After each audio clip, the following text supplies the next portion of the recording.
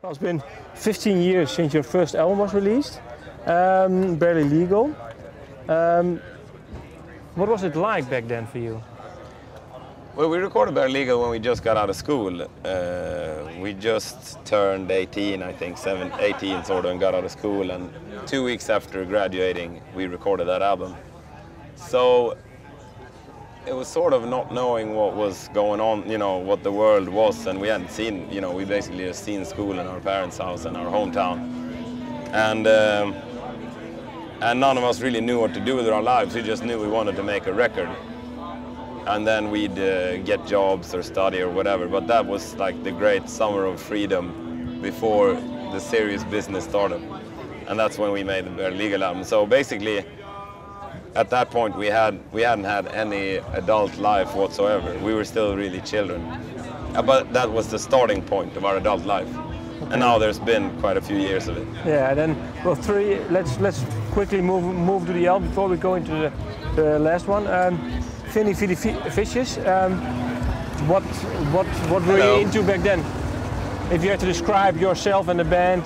Well, Veni Vidi Vicious was a really difficult album to make. We'd all sort of, we had jobs that we didn't care about. What did you do? I was a mailman. But we all just had jobs so we could play music, basically. And Veni Vidi Vicious was really difficult to make because we went into the studio once and didn't have the song, so it wasn't a good enough album. So we had to, for the first time, interrupt the studio session and just go, this won't do. We're gonna have to go back home and redo some of these songs and write some new ones. And we did, and it turned out a way better record for it, and it became sort of our breakthrough record in a lot of parts of the world, at least. Okay. And that means that now we feel like that's the way to make a good record. Go into the studio, go out of the studio, go into the studio, go out of the studio. Okay. What sort of music do you, if you have to compare yourself, you say, well, the first record was really, well, us starting our adult life. And what is this album then? Veni Vidi Vicious? Well, I think that musically, though, we found, I think Veni Vidi Vicious is when we sort of struck gold and we found what the core of the Hives is, really. Which is? You could say that Barely Legal was like the Hives' last album as kids. We did some EPs and we did that album, but that was all done when we were kids. And Veni Vidi Vicious is our first adult album. And it was a way we found, I mean, I guess we had a song on Barely Legal called, what the fuck is that called?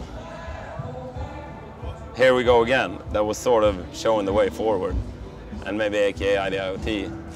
But apart from that, it was really hard, fast-paced, hardcore punk almost. But Veni Vidi Vicious is where we found what the Hives are. Okay. Well then, 4 years later, you had a new album, Tyrannosaurus Hives. Yeah.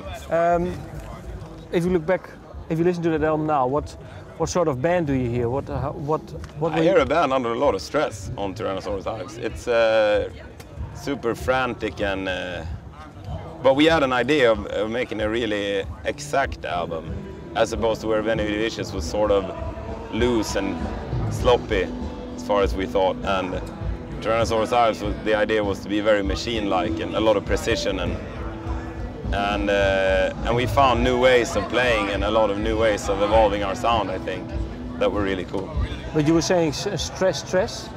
Yeah, it was the first time we put out an album that we knew people were going to listen to when it came out.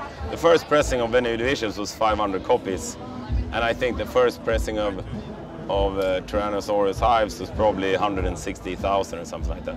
So we knew we'd broken through and we knew people were going to listen to it, which sort of does fuck with your head a little bit. Like it's not your own thing anymore, and that can be a little weird. And when did you lose this idea of not being your own thing anymore? Well, it still is our own thing, and we still only do it to please ourselves. But it's just a matter of knowing that people care about you. You can't have that sort of underdog mentality anymore in the same way. If you want to have an underdog mentality, then you got to compare yourself to Madonna or something, and that's just too out of sight. It's not what we do.